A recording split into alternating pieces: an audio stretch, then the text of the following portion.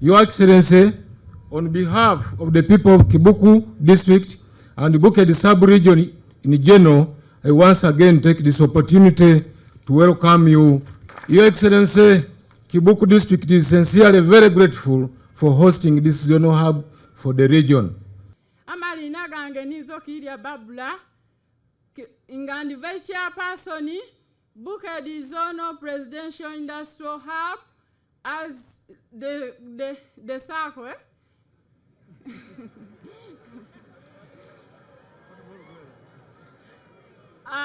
Nganzwera umuyigombolo lale lwatama nakolere kosi eya uzimbi inze naulira mawulire gano nali kulumbe kubanga byo kusoma nakomere ku musini yafo no babe school fees negiremererwa ngandi ku kyalo oko video izire nifune chida bambi nimbyalo mwana nenga mbulo uyambi katena zwirawo na biro kulumbe nimpuliro kyamani nga akubo mulanga ngako bati o president Museveni aigwirewo ehabu okuyamba kukavubuka okwa kusoma ebye skills ena tukire nako bati oyabe owa district oku district o alio chairman ero C5 je akwagana forms ejo ena tukire wero C5 nampa forms eyo ninjizulia nako bati ebisinga kawo njo kubira isimu mwabe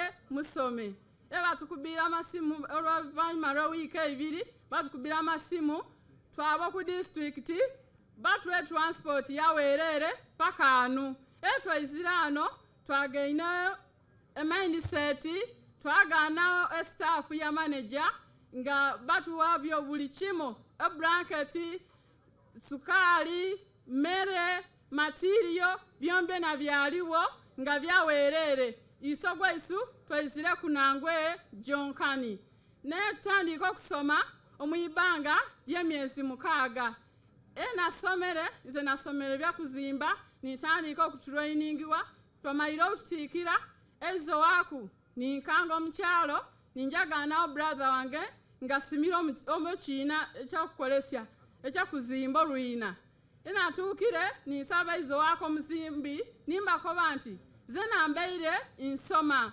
omukarantini okale banu beta omukarantini kalo muhabu ninko banti zena mbeire nsaba kuyo mukisa banko bati wokalo oli mubisi kubanga mubeire mwankasome myezi mukaga katotukakasotya inti oli kutaka kuzimba nimbako banti munyambe zena munkurudinge kuzena atako kuba ne bampa ne bakala bati wobe makati kubanga wankazango ku isomero nali makati tukikola na kusani ona kubansa sule 15 oroneruwa ezo akamakezi bankoba oya kuzimba nsonda ninko banti wabula uziwu nje ojizimba ibo ni baba makati yo kubadeire makati nganze nzimbe nsonda ye kyawe kitempe kyabagwireku izo kyange ne kisigalanga kyemereire nine balyo mukama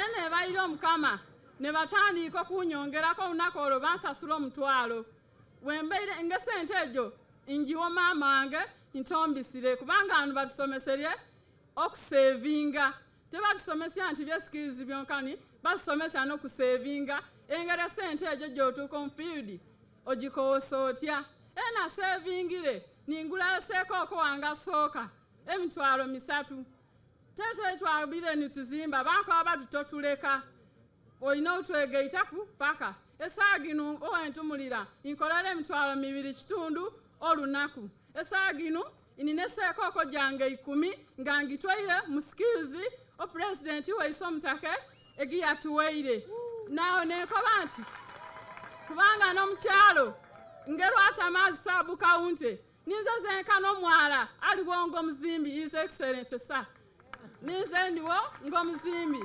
nentumulira ano ntandiikireku okola omulimo okuŋŋaanya abananga balinganza babyeireku abawula kale enkoosa y'okukozesa bakali banange ngambako nti mwize muneegaiteku at least mumpeererye ng'omukyanga tukikube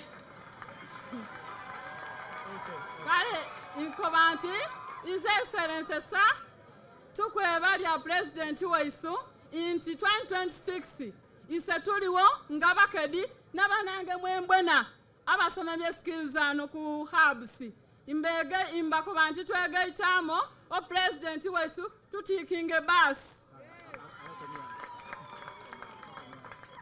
So I sat at home for only 3 days. I went to Mille Fashion and Designing Workshop. I told her, I'm here, I want to be helping you in the work as I gain other skills. She told me, leave me with your contact, I will call you. Then like after 3 days, she called me, she told me, come and start working. I went, started working. I worked for 1 week as she was observing my work. After 1 week, she called me and asked me, where did you study from? I told her, at Bukedi Presidential Industrial Hub. From that day, she started paying me, and as I talk now, I earn 10,000 per day. And the clothes I put on are just self-made. I'm able to provide basic needs for myself and also support my family. Our dear Excellence, I want to tell you this, that the skills I gained here, it did not end on me, but I also had to look for the possible ways to see that it can also benefit my community at large. How? I had my one goat, but I decided to sell it so that I can get an old machine. I got that old machine. I collected a group of 10 learners. During Saturdays and Sundays when I'm not at work, I can always call them. I teach them how to draft the material, to pedal the machine. As I talk now, they can make something. But the only challenge I'm facing is that lack of inadequate material, and also as I told you, I bought an old machine. It disturbs a lot. So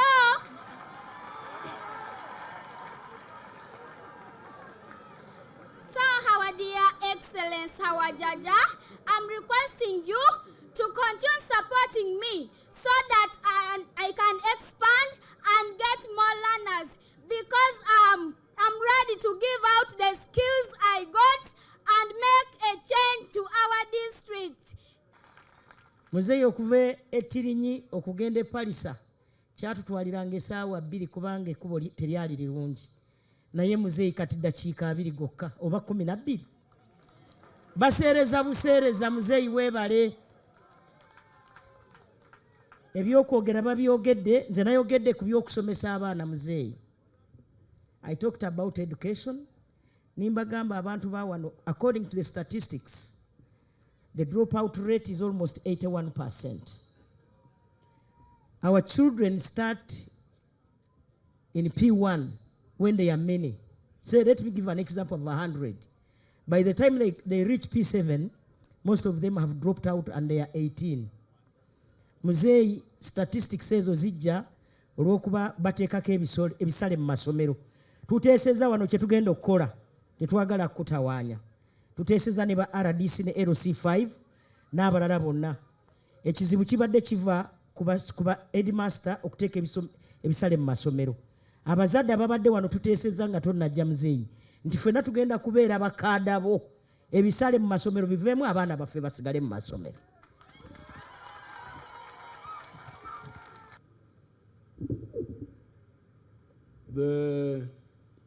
This is a part of the NRM strategy eno kitundu kyenkola ya NRM. The problem, however, is that people don't listen. The officials don't listen to what the NRM guides them. Ekizibu kyonka nti abantu oba abakulu tibawulira NRM ekyabalungamya. Abakungu tibawulira NRM ekyabalungamya. Because if the NRM, if they were listening, you would be very far. Singa babaire bawulira NRM ekyabakoba nga tuli yala ino.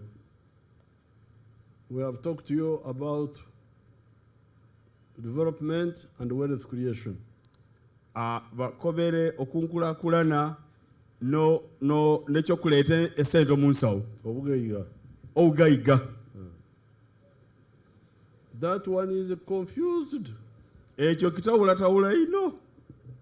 You find so many people talking only about development. Mwagirya abantu nga batumula just ku kyenkulakulana kyonka. Roads, electricity, enguudo, masanyalazi, schools, masomero, health centers, madwaliro. That's what you got an area, that's what they are talking about. Uli mukitundo kyoyamu ebintu batumula ku byonkani byenkulakulana. The leaders. Abakulembeze. But we tell them that omusoga yakobeera nti akange kakira kaife. Then tubakoba itakange kakira kaiswe. Omusoga yakobeera. Omusoga yakobereira.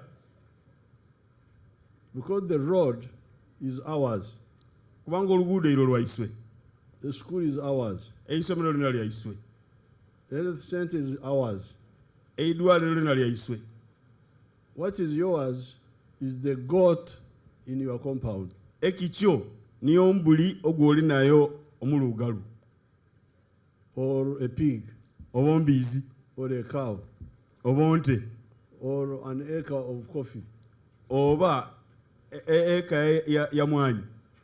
Because when we do a tarmac road here, kubanga tukola n'oluguudo lwa kolansi, you are not going to sleep on the tarmac road. Togona ku luguudo olwobe. Togona ekirogonerewo. Erogona.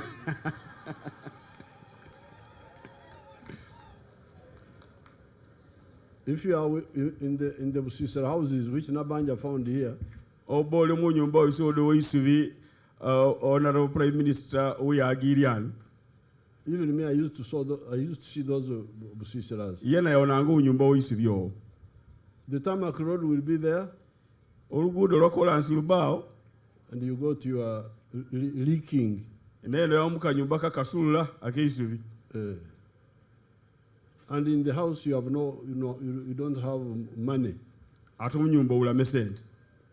Olunamo obuki? Obutaki. Obutaki bwene.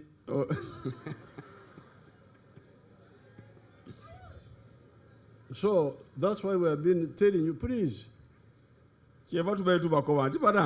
distinguish between development and wealth creation. Inti twawulewo enkulakulana n'obugayiga. Development is for the whole everybody. Enkulakulana ya buli muntu swena. Even the foreigners, when they come here, they will use the road. N'abagwira bona abazweza era abayiza bona bakozesa oluguudo olwo.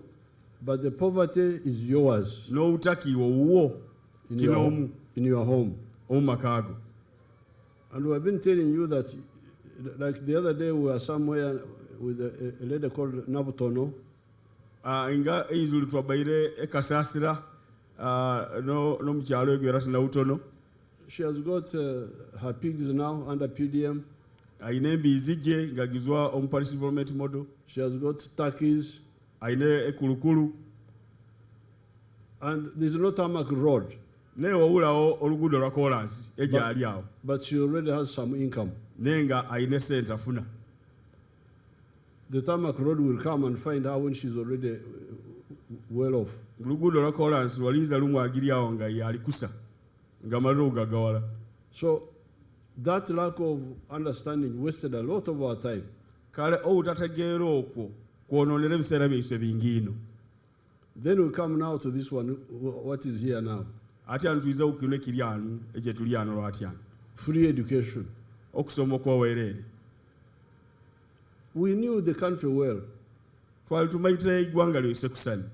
In the elections of 1996, we said, let's introduce UPE. Omu okulonda kwayise okwo 1996 twakobere nti tuteekewo UPE okusoma okw'obwereere okwa primary. Abaana bonna okwa primary. And we put more money. Era nteeke sente nyingi mu baana bombola okusomeramu. But the school managers, working with some of the parents actually, naye management committees gy'amasomero agamu ate nga bakwatagana oluisi n'ababyaire abamu, for them they bring back the charges. bayiri awo tate ebisale. Now because of that, you hear now here in Chibuku area, 82 children are dropping out of school by P7, only 18 are remaining. Olw'ensonga eyo akwesanga ng'abaana 82 oku 100 bazuire mu masomero okuza omu P1 okutuuka kutuuka mu P7 nga batandikira P1 okutuuka mu P7 82 bawulako ku 100. The blockage are the charges. Ekireeta obuzibu bisale ebyo. And the girl who was here, they were all saying the same thing, the ones who were giving witness just now. N'abalala babayiraane kinyere ekyo kibaza okutumulanga. They were saying that they had dropped out of school. Nga bakaba nti bali bazuire mu masomero olw'obutasobola ebisale. So I always fight wars. Kale ate talina okulwana entalo. Bulijjo ndwana entalo. Bulijjo alwana entalo. But sometimes I say, let me wait.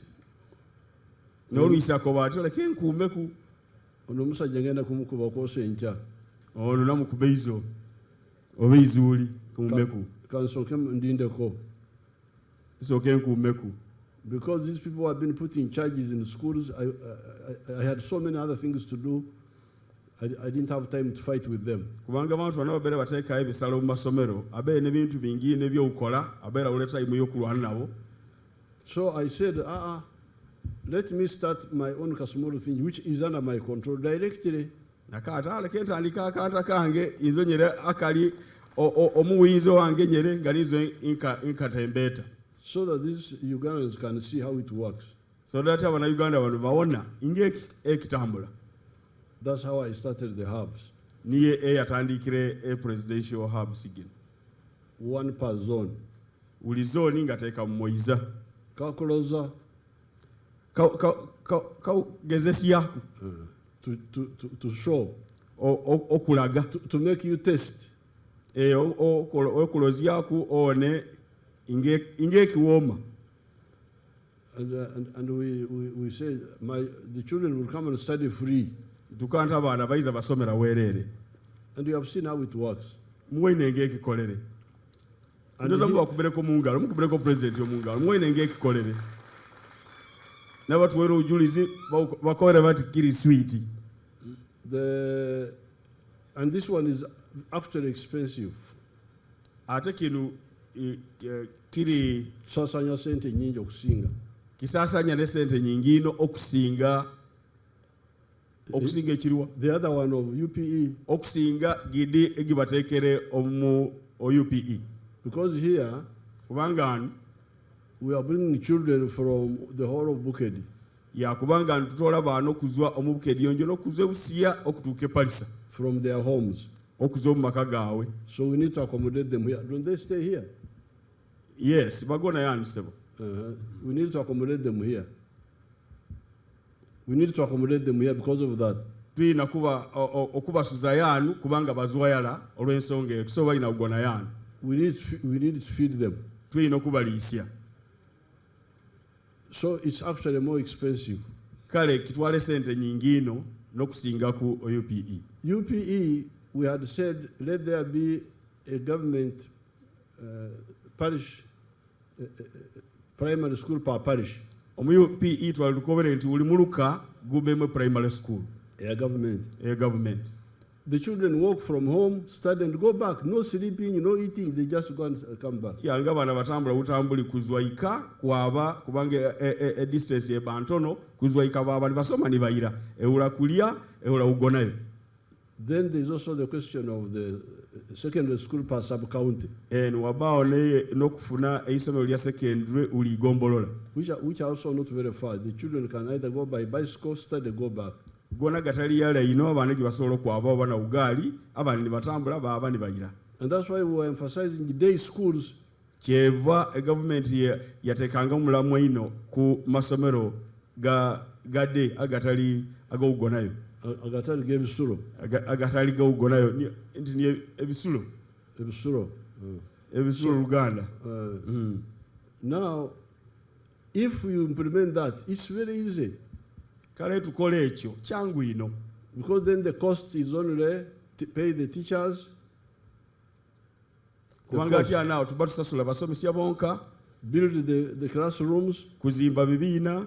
Build the laboratories. Kuzimba library ne labu.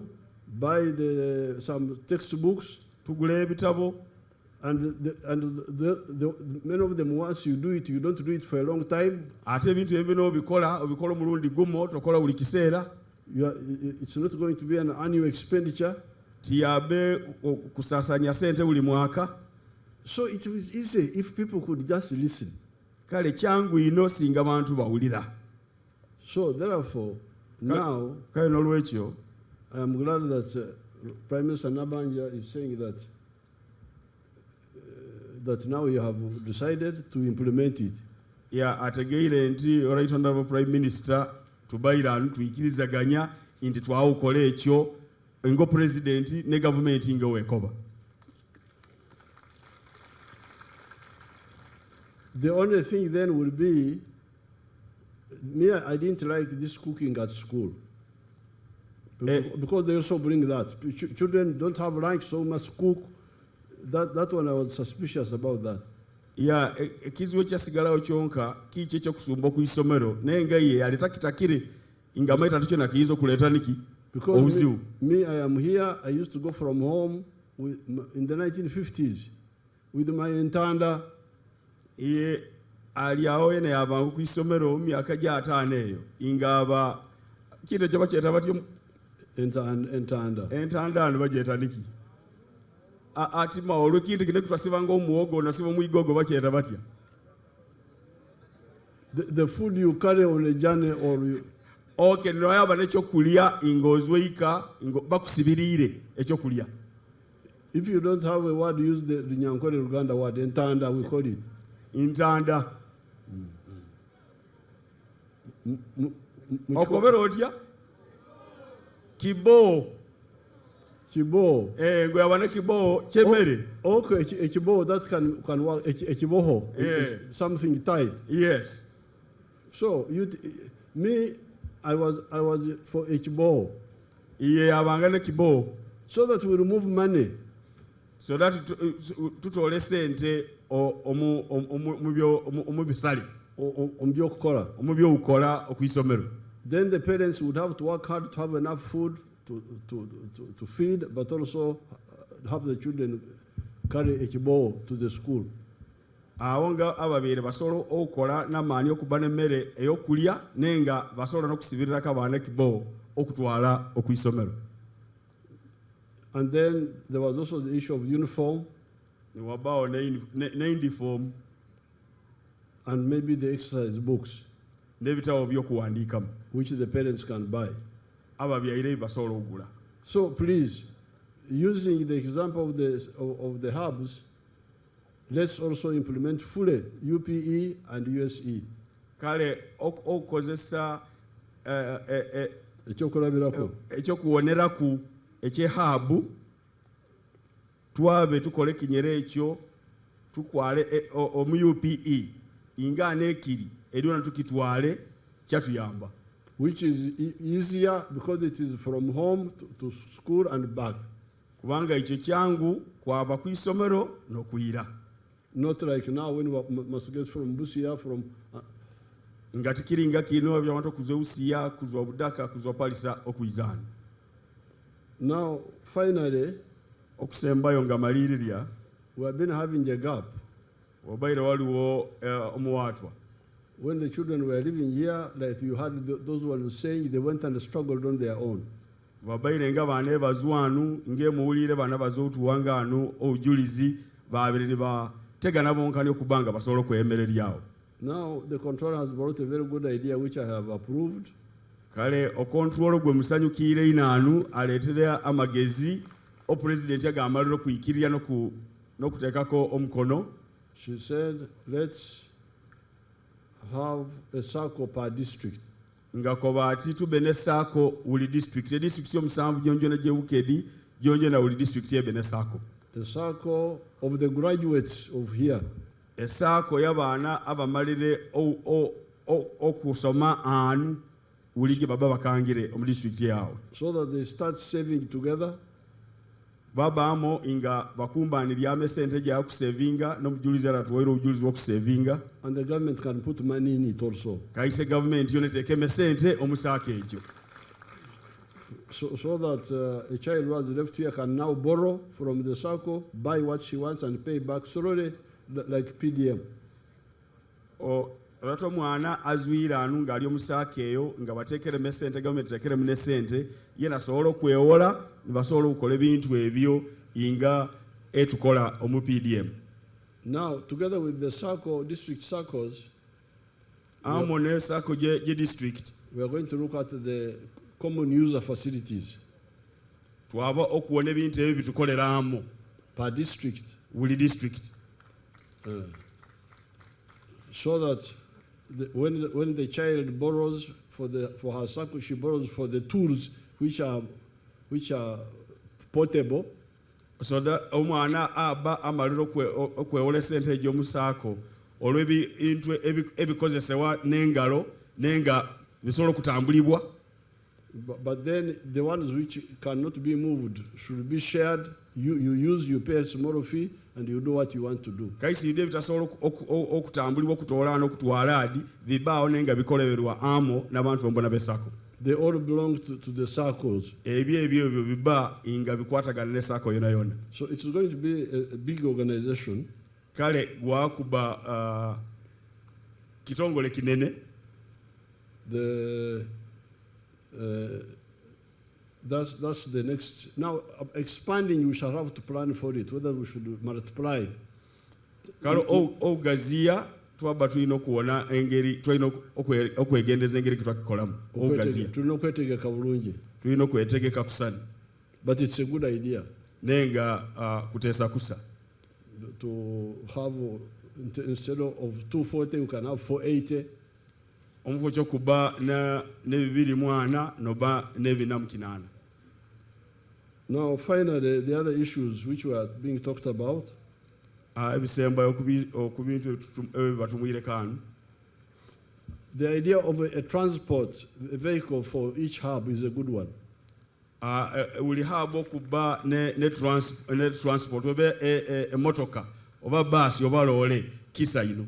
Good. Because it's good in case the children get sick or what. Yeah, kubanga abaana bayinza okulwala oba kutambula bakyetagisya. Now, on the other issues, okunsonga egindi, the women who wanted Frisian cows, I will give you the cows. Abakali abatakire enani ente baakubawo ente egyo.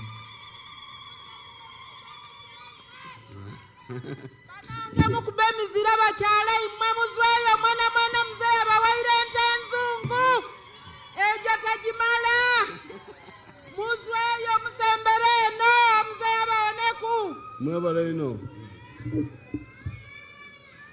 And then the mwebale bebalirye mwebale. Now the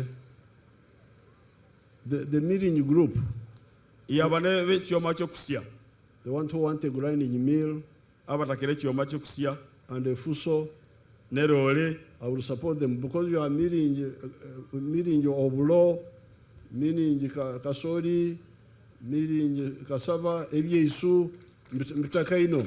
Mwena o president akubayamba kubanga musya omuogo, musya owita, musya obando. Kala bataka ino. Kati mulimu mukubo lyange kubanga nange nalemera ku by'obujjajja. Kala omuli munzira kubanga yabaire ku by'obujjajja.